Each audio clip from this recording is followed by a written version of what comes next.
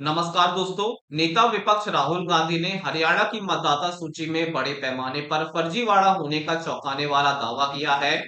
राहुल गांधी ने तो यहां तक कहा कि वोटर लिस्ट में ब्राजील के एक मॉडल की तस्वीर इस्तेमाल की गई है।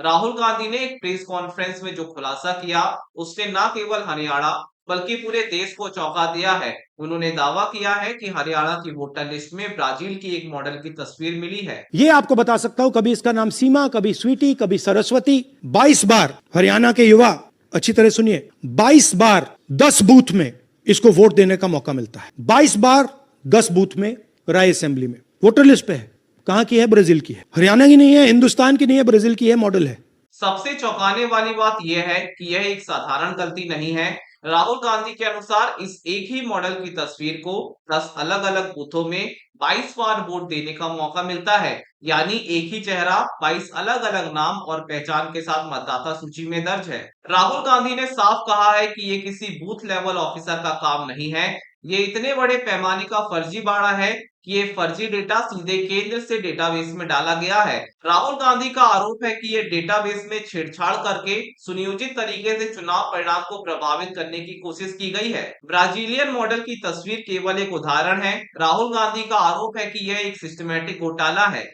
जिसके जरिए हरियाणा में लाखों फर्जी वोट बनाए गए हैं। उनका कहना है कि यह वोटर लिस्ट में की गई चोरी है। ये मामला बेहद गंभीर है, क्योंकि ये सिर्फ एक राजनीतिक आरोप नहीं है, बल्कि देश की चुनावी प्रक्रिया की विश्वसनीयता पर सवाल खड़ा करता है। अगर मतदाता सूची में इस स्तर की धांधली संभव है, तो स्वतंत्र और निष्पक्ष चुनाव का क्या मतलब रह जाता है? इस गंभीर आरोप के बाद सारा ध्यान अब चुनाव आयोग पर है। चुनाव आयोग को तुरंत इस मामले की उच्च स्तरीय जांच करनी चाहिए। ये पता लगाना चाहिए कि ये डेटाबेस में कहां से और किसके कहने पर डाला गया। लोकतंत्र में वोट की चोरी सबसे बड़ा अपराध है और चुनाव आयोग को इस पर सख्त कार्रवाई करके जनता का विश्वास बहाल करना चाहिए। नमस्कार।